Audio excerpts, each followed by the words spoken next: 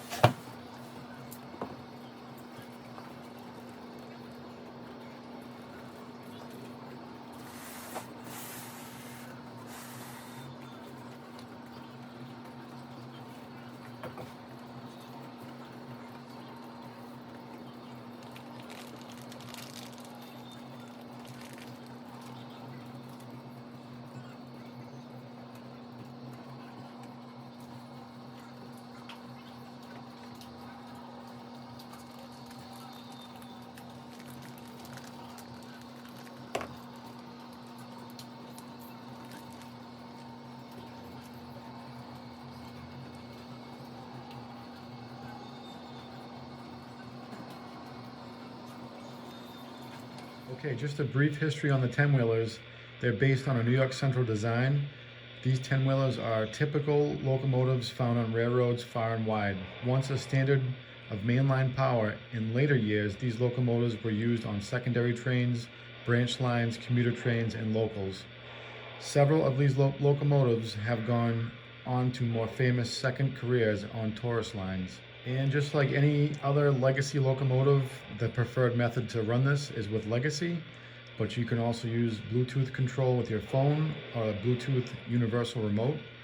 And if you'd like to, you could also run it conventionally with just a transformer and some track.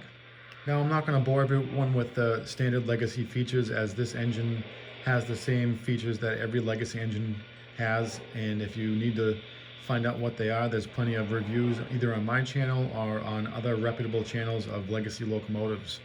However, some of the cooler features on this engine would be the bicolor lights, as you can change these from green to white.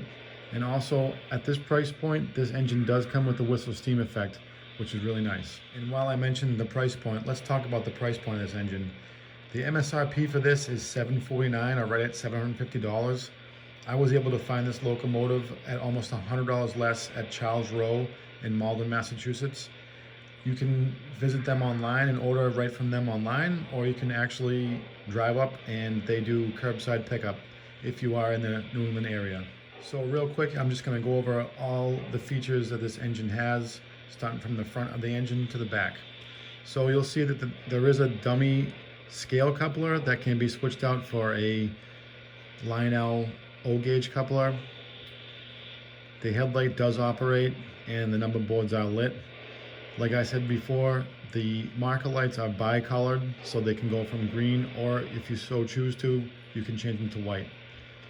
There is a legible builder's plate. All of the drive gear looks amazing, and it looks so awesome while the train is running. The air pumps look great, sand domes look great, the bell does move, pop-off valves look great, separately applied dynamo, the whistle with the whistle steam effect. It does have windows and it does have two crew figures. Moving on back to the tender, you can see that it does have a real coal load. It's got some nice separately applied grab irons.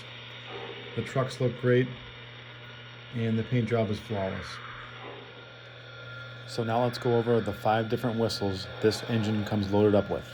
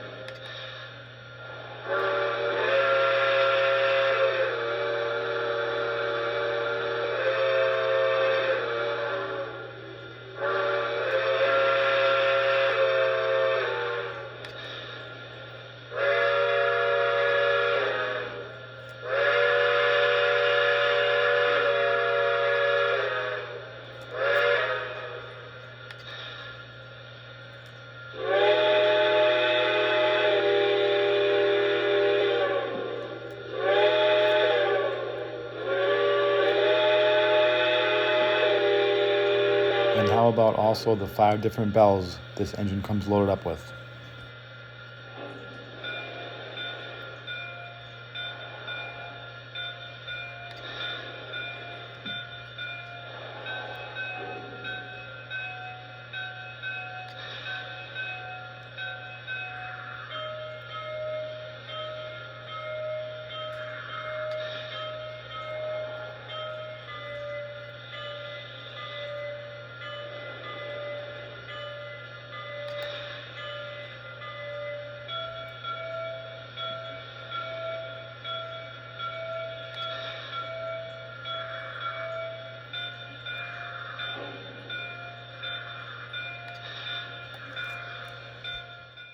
And I really got to hand it to Lionel. Look at the detail in this cab.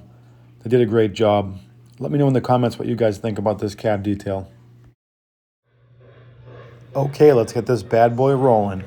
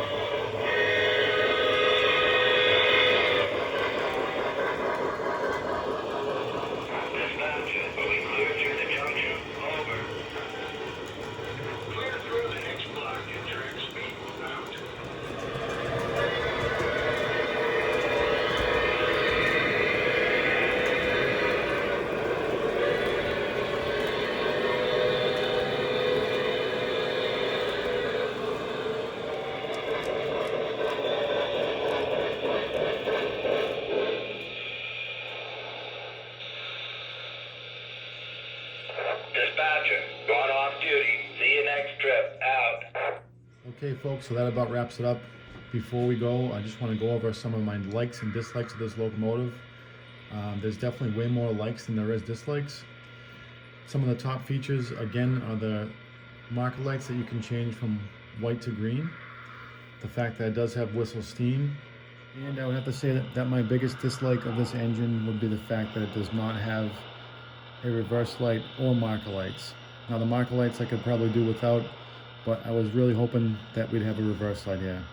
Not the end of the world, but I feel like Lionel could have added that.